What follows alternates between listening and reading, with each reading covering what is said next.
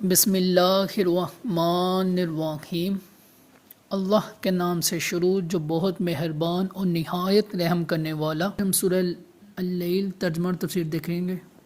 اللیل اذا یغشا، واللیل رات کی قسم، اذا جب، یغشا وہ چھا جائے، والنہاری اور دن کی، اذا جب، تجلی وہ روشن ہو، اور ما جس نے خلا کا پیدا کیا، ذکر مذکر، والانثیٰ اور مؤنث۔ رات کی قسم جب وہ چھا جائے اور دن کی جب وہ روشن ہو، اور مذکر اور مؤنث کو پیدا کرنے والے کی۔ اب ان تین آیات کی تفسیر دیکھتے ہیں۔ واللیل اذا یغشا، رات کی قسم جب وہ چھا جائے۔ ارشاد فرمایا کہ رات کی قسم جب وہ جہان پر اپنی تاریکی سے چھا جائے۔ اللہ تعالیٰ نے رات کی قسم اس لیے ارشاد فرمایا کہ وہ ساری مخلوق کے سکون کا وقت ہے، اور رات میں ہر جاندار اپنے ٹھکانے پر آتا ہے، اور اس میں مخلوق حرکت و بے قراری سے پرسکون ہوتی ہے اور ان پر نیند چھا جاتی ہے۔ اسے اللہ تعالیٰ نے ان کے بدنوں کے لیے راحت اور ان کی ارواح کے لیے غذا بنایا ہے، اور اس وقت اللہ تعالیٰ کی بارگاہ کے مقبول بندے سچی نیازمندی کے ساتھ مناجات میں مشغول ہوتے ہیں۔ والنہاری اذا تجلی، اور دن کے جب وہ روشن ہو۔ ارشاد فرمایا کہ دن کی قسم جب وہ چمکے اور رات کے اندھیرے کو دور کر دے۔ اللہ تعالیٰ نے دن کی قسم اس لیے ارشاد فرمایا کہ وہ رات کی تاریکی دور ہونے کا، سونے والوں کے بیدار ہونے کا، جانداروں کے حرکت کرنے کا اور معاش کے طلب میں مشغول ہونے کا وقت ہے۔ یاد رہے کہ رات اور دن اللہ تعالیٰ کی بڑی نعمتیں اور اس کی قدرت کی عظیم نشانیاں ہیں۔ چنانچہ ایک مقام پر اللہ تعالیٰ ارشاد فرماتا ہے، سورہ یونس آیت نمبر 67 ہے، ترجمہ دیکھتے ہیں۔ وہی ہے جس نے تمہارے لیے رات بنائی تاکہ اس میں سکون حاصل کرو، اور دن کو آنکھیں کھولنے والا بنایا، بے شک اس میں سننے والوں کے لیے نشانیاں ہیں۔ سورہ اسرائیل آیت نمبر 12 ہے، ترجمہ دیکھتے ہیں، سورہ بنی اسرائیل کا۔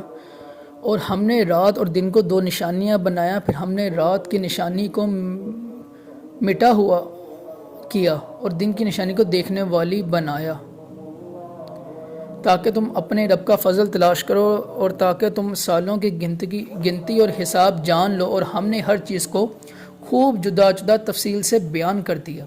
اسی طرح رات کے بعد دن کا آنا اور دن کے بعد رات کا آنا بھی اللہ تعالیٰ کی بہت بڑی نعمت ہے، کیونکہ اگر قیامت تک ہمیشہ رات ہی رہے تو مخلوق کے لیے اپنی معاشی ضروریات پورا کرنا ممکن نہ رہے گا، اور اگر قیامت تک ہمیشہ دن ہی رہے تو مخلوق کا چین، سکون اور راحت ختم ہو جائے گی۔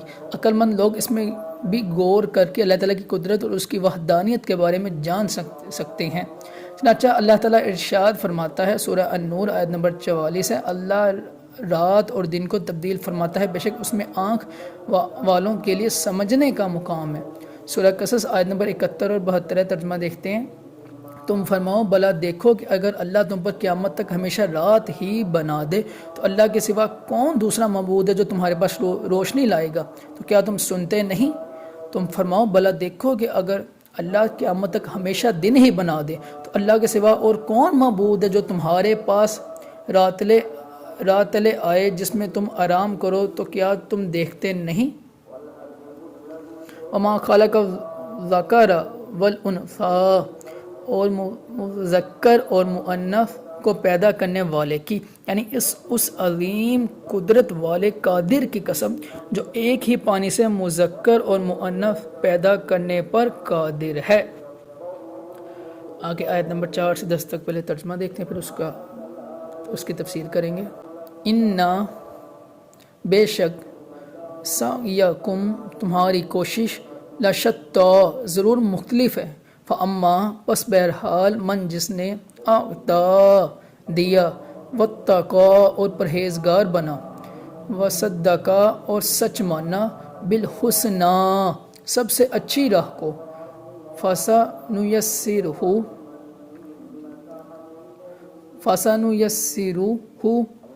تو عنقریب ہم آسانی دیں گے اسے، لِلْيُسْرَا سب سے آسان چیز کے لیے، وَأَمَّا اور بہرحال مم جس نے باخیلا بخل کیا، वस्तगना और बे परवाह बना, वकज़्ज़बा और जुटलाया बिलहुस्ना सबसे अच्छी राह को, फसनुयस्सिरूहु तो अनकरीब हम मुहैया कर देंगे उसे, लिल उसरा सबसे बड़ी मुश्किल का रास्ता। वा और का बा मुहावरा, एक बार तर्जमा फिर इनकी तफसीर देखेंगे। बेशक तुम्हारी कोशिश ज़रूर मुख्तलिफ़ किस्म की है, तो बहरहाल वो जिसने दिया और परहेज़गार बना और सबसे अच्छी राह को सच माना, तो बहुत जल्द हम उसे आसानी मुहैया कर देंगे। और रहा वो जिसने बुखल किया और बेपरवाह बना, सबसे अच्छी राह को जुटलाया, तो बहुत जल्द हम उसे दुश्वारी मुहैया कर देंगे। इनकी तफसीर देखते हैं।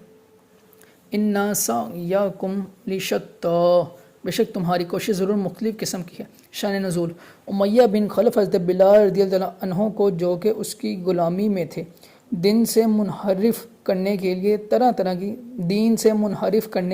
तरह की तकलीफ़ें देता और इंतहाई जुल्म और सख्तियाँ करता था। एक दिन हज़रत अबू बकर सिद्दीक़ रज़ियल्लाहु अन्हु ने देखा कि उमैया ने हज़रत बिलाल रज़ियल्लाहु अन्हु को गर्म ज़मीन पर डालकर तपते हुए पत्थर उनके सीने पर रखे हैं और इस हाल में भी ईमान का कलमा उनकी ज़ुबान पर जारी है। तो आप रज़ियल्लाहु अन्हु ने उमैया से फरमाया, ऐ बदनसीब, तो एक खुदा परस्त पर ऐसी सख्तियाँ कर रहा है। उसने कहा, आपको इसकी तकलीफ़ नागवार है तो उसे ख़रीद लीजिए। आप रज़ियल्लाहु अन्हु ने महंगी कीमत पर उनको ख़रीद कर आज़ाद कर दिया। इस पर सूरत नाजिल हुई और अल्लाह ताला ने रात दिन और अपनी ज़ात की कसम ज़िक्र फरमाकर इरशाद फरमाया कि तुम्हारी कोशिशें मुख्तलिफ़ हैं, यानी हज़रत अबू बकर सिद्दीक़ रज़ियल्लाहु अन्हु की कोशिश और उमैया की कोशिश मुख्तलिफ़ है। और हज़रत अबू बकर सिद्दीक़ रज़ियल्लाहु अन्हु अल्लाह ताला की रज़ा के तालिब है और उमैया हक़ की दुश्मनी में अंधा है। इमाम फ़खरुद्दीन राज़ी रहमतुल्लाह ताला अलैह लिखते हैं, इमाम में कुफ़ाल रहमतुल्लाह ताला अलैह फरमाते हैं कि ये सूरत अगरचे हज़रत अबू बकर सिद्दीक़ रज़ियल्लाहु अन्हु के मुसलमानों पर अपना माल खर्च करने और उमैया बिन खल्फ़ के बुखल और अल्लाह ताला के साथ कुफ़र करने के बारे में नाजिल हुई है, अलबत्ता इसके मानी तमाम लोगों को आम है। चनाचा इस आयत और इसके बाद वाली 6 आयत का खुलासा यह है कि बेशक तुम्हारे अमाल जुदागाना है, कि कोई इताअत करके जन्नत के लिए अमल करता है, कोई नाफरमानी करके जहन्नम के लिए अमल करता है। तो वो शख्स जिसने अपना माल राह खुदा में दिया और अल्लाह ताला के हक़ को अदा किया और ममनू व हराम चीज़ों से बचकर परहेज़गार बना और सबसे अच्छी इस्लाम की राह को सच्चा माना, तो वो बहुत जल्द हम उसे जन्नत के लिए आसानी मुहैया कर देंगे और उसे ऐसी खसलत की तौफीक देंगे जो उसके लिए आसानी और राहत का सबब हो, और वो ऐसे अमल करे जिनसे उसका रब अज़्ज़ व जल राज़ी हो। और वो शख्स जिसने बुखल किया और अपना माल नेक कामों में खर्च ना किया और अल्लाह ताला के हक़ अदा ना किए और सवाब और आखिरत की नेमत से बेपरवाह बना, सबसे अच्छी इस्लाम की राह को जुटलाया, तो बहुत जल्द हम उसे ऐसी खसलत मुहैया कर देंगे जो उसके लिए दुश्वारी और शिद्दत का सबब हो और उसे जहन्नम में पहुंचा देंगे। आयत इन्ना सअयकुम लशत्ता से हमें 2 बातें मालूम हुई हैं। सबसे पहली, हज़रत अबू बकर सिद्दीक़ रज़ियल्लाहु अन्हु बरहक मोमिन सहाबी और बड़े मुत्तकी हैं, यानी अल्लाह ताला ने कुफ़ार से मुख्तलिफ करार दिया। और नंबर 2, तमाम इंसान यकसा नहीं हैं, बल्कि मोमिन और काफिर, मुत्तकी और फासिक, दीनदार और दुनियादार मुख्तलिफ हैं। इनके अमाल, इनकी कोशिशें जुदागाना हैं। इसी चीज़ को बयान करते हुए एक और मकाम पर अल्लाह ताला इरशाद फरमाता है, सूरह हशर आयत नंबर 20 है। तर्जमा देखते हैं, दोज़ख वाले जन्नत वाले बराबर नहीं, जन्नत वाले ही कामयाब हैं। आयत नंबर 5 और 6 में 3 नेक कामों का बतौर ख़ास जिक्र फरमाया गया। सबसे पहले अल्लाह ताला की राह में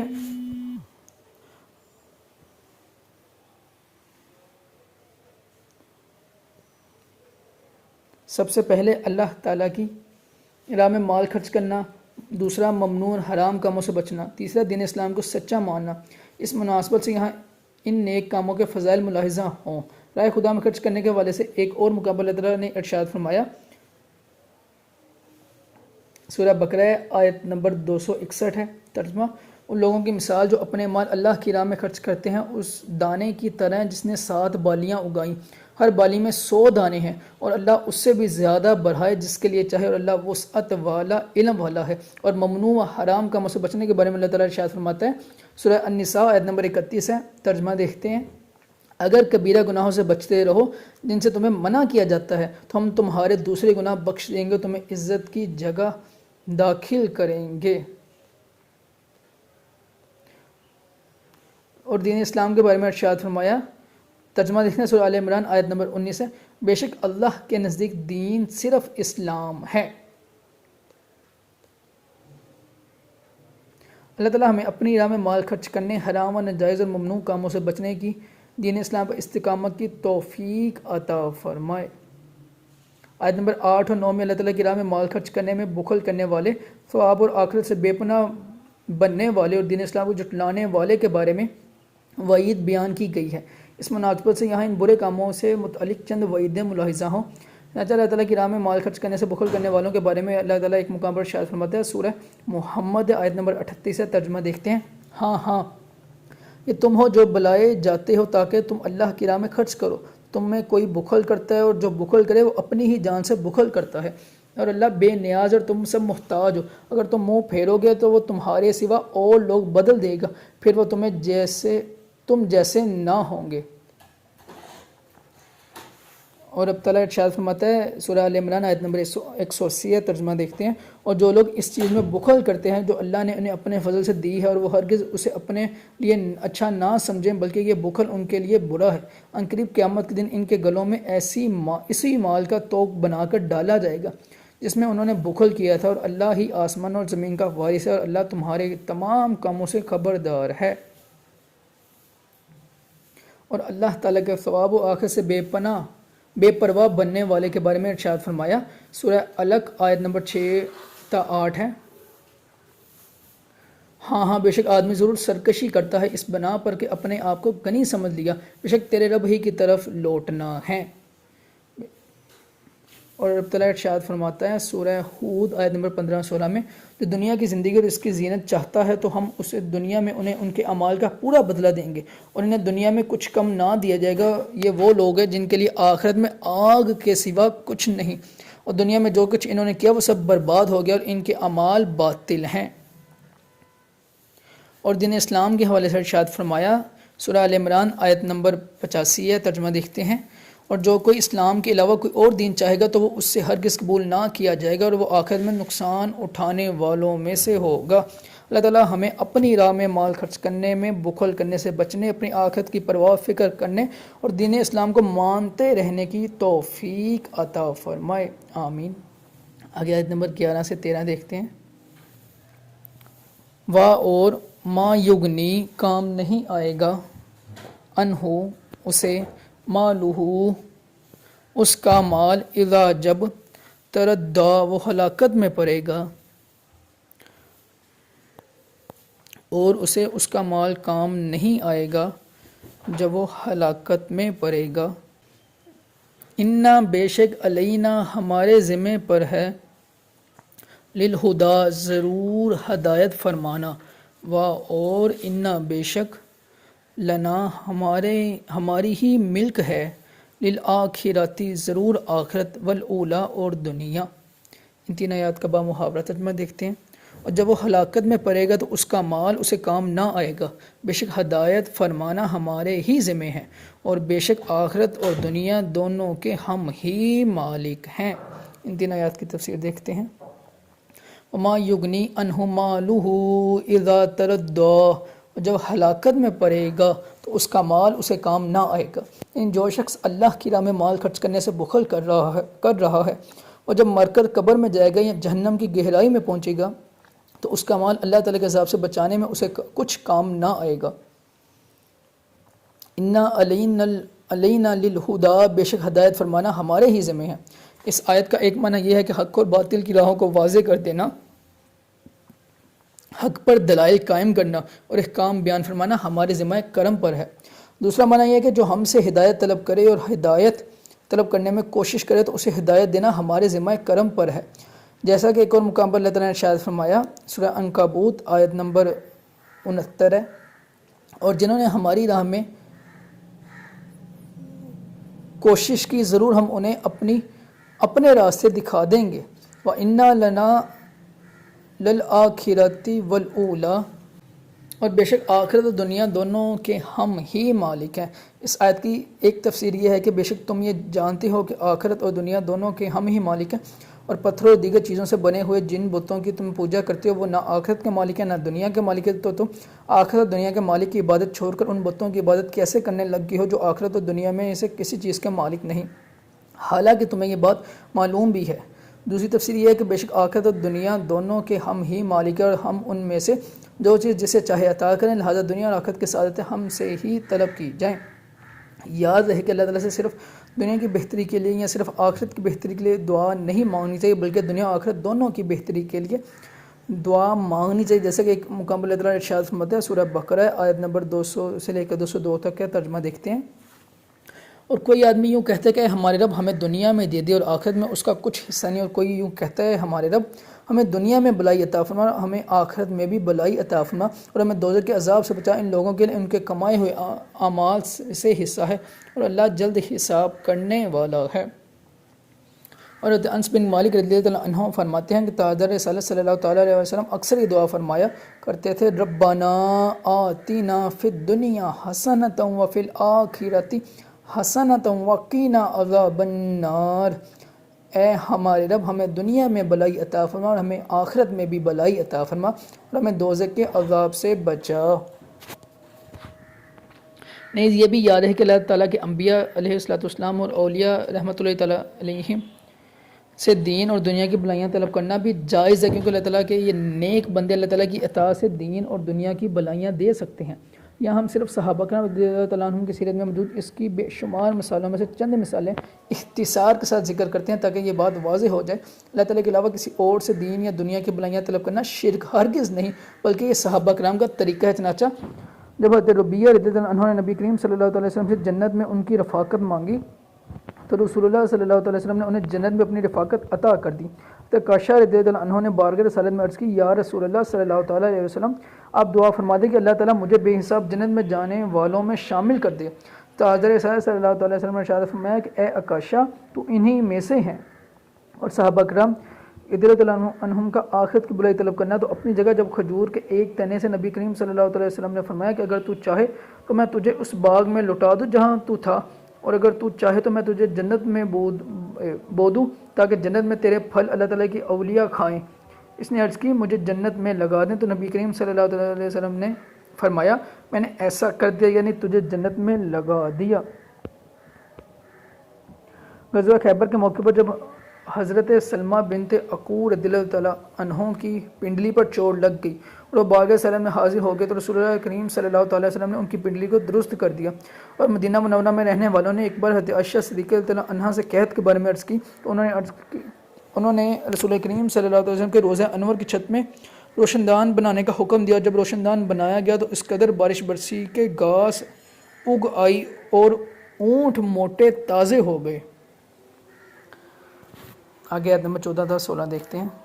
فَأَنذَرْتُكُمْ تو میں ڈرا چکا تمہیں، نارن اس آگ سے، تلوّا جو برک رہی ہے، لا یصلاھا نہیں داخل ہوگا اس میں، الا مگر، اشقا بڑا بدبخت، الذی وہ جس نے، کذب جھٹلایا، وتولا اور منہ پھیرا۔ تین آیات کی تفسیر کا با محاورہ ترجمہ دیکھتے ہیں۔ تو میں تمہیں اس آگ سے ڈرا چکا جو برک رہی ہے، اس میں بڑا بدبخت ہی داخل ہوگا جس نے جھٹلایا اور منہ پھیرا۔ ان تین آیات کی تفسیر دیکھتے ہیں۔ فَأَنذَرْتُكُمْ نَارًا تَلَوّا تو میں تمہیں اس آگ سے ڈرا چکا جو برک رہی ہے۔ اس آیت اور اس کے بعد والی دو آیات کا خلاصہ یہ ہے کہ اہل مکہ میں تمہیں اس قرآن کے ذریعے اس آگ سے ڈراتا ہوں جو برک رہی ہے، اس میں بڑا بدبخت ہی ہمیشہ کے لیے لازمی طور پر داخل ہوگا، اور بڑا بدبخت وہ ہے جس نے میرے حبیب صلی اللہ تعالیٰ وسلم کو جھٹلایا اور ان پر ایمان لانے سے اس نے منہ پھیرا۔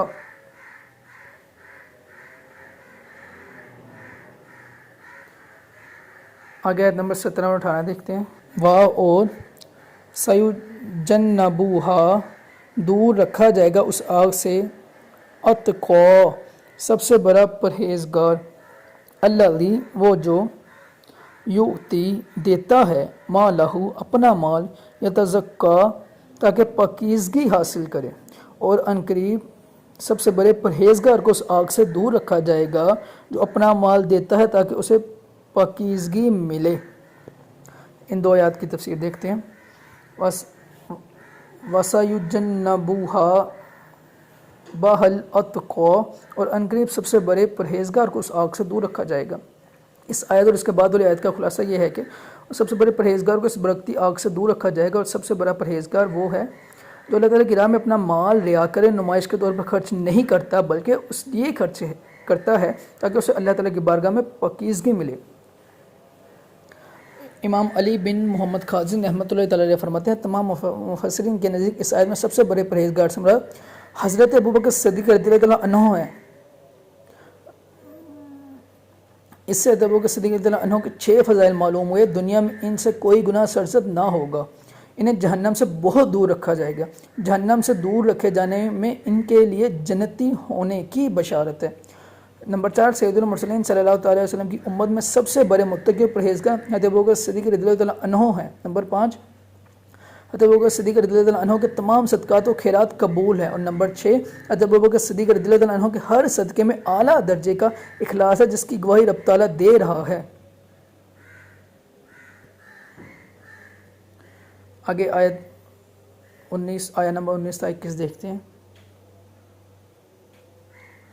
اور ماں نہیں احدٍ کسی ایک کے لیے عندہ اس کے نزدیک من نعمتٍ کچھ احسان تجزا جس کا بدلہ دیا جانا ہے، الا لیکن ابتغاء وجہ ربہ الاعلی اپنے سب سے بلند شان والے رب کی رضا چاہنے کے لیے، ولا سوف یرضی اور لا سوف یرضی ضرور انقریب وہ خوش ہو جائے گا، اور کسی کا اس پر کچھ احسان نہیں جس کا بدلہ دیا جانا ہے،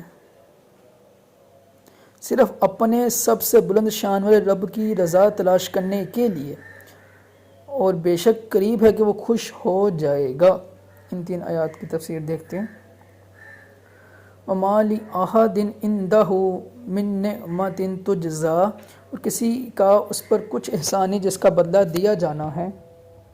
شان نزول، جب حضرت صدیق اکبر رضی اللہ عنہ نے حضرت بلال رضی اللہ عنہ کو بہت مہنگی قیمت پر خرید کر آزاد کیا تو کفار کو حیرت ہوئی، اور انہوں نے کہا کہ حضرت ابوبکر صدیق رضی اللہ عنہ نے ایسا کیوں کیا؟ شاید حضرت بلال رضی اللہ عنہ کا ان پر کوئی احسان ہوگا جو انہوں نے اتنی مہنگی قیمت دے کر انہیں خریدا اور آزاد کر دیا۔ اس پر یہ آیت نازل ہوئی، اور اس آیت اور اس کے بعد والی آیت میں ظاہر فرما دیا گیا کہ حضرت ابوبکر صدیق رضی اللہ تعالیٰ عنہ کا یہ فعل محض اللہ کی رضا کے لیے ہے، کسی کے احسان کا بدلہ نہیں، اور نہ ان پر حضرت بلال رضی اللہ عنہ وغیرہ کا کوئی احسان ہے۔ یاد رہے کہ حضرت صدیق اکبر رضی اللہ عنہ نے حضرت بلال رضی اللہ تعالیٰ عنہ کے علاوہ بھی بہت سے لوگوں کو ان کے اسلام کی وجہ سے خرید کر آزاد کیا، جیسے حضرت عامر بن فہیرہ، حضرت امیس اور حضرت زہرہ رضی اللہ تعالیٰ عنہم۔ وَلَا سَوْفَ يَرْضَىٰ، اور بے شک قریب ہے کہ وہ خوش ہو جائے گا، یعنی بے شک قریب ہے کہ وہ اس نعمت اور کرم سے خوش ہو جائے گا جو اللہ تعالیٰ ان کو جنت میں عطا فرمائے گا۔ اس سے بھی حضرت ابوبکر صدیق رضی اللہ تعالیٰ عنہ کے شان اور اللہ تعالیٰ کی بارگاہ میں ان کا مقام معلوم ہوا کہ اللہ تعالیٰ نے اپنے حبیب صلی اللہ تعالیٰ علیہ وسلم سے ارشاد فرمایا وَلَا سَوْفَ يُؤْتِيكَ رَبُّكَ فَتَرْضَىٰ، سورہ دوحہ آیت نمبر 5 ہے۔ ترجمہ، اور بے شک قریب ہے کہ تمہارا رب تمہیں اتنا دے گا کہ تم راضی ہو جاؤ گے۔ اور حضرت ابوبکر صدیق رضی اللہ عنہ نے فرمایا وَلَا سَوْفَ يَرْضَىٰ، اور بے شک قریب ہے کہ وہ خوش ہو جائے گا۔ اور حضرت ابوبکر صدیق رضی اللہ عنہ کے لیے فرمایا وَلَا سَوْفَ يَرْضَىٰ، اور بے شک قریب ہے کہ وہ خوش ہو جائے گا۔ یہاں تک تھی ہماری سورۃ اللیل اور اس کا ترجمہ اور تفسیر۔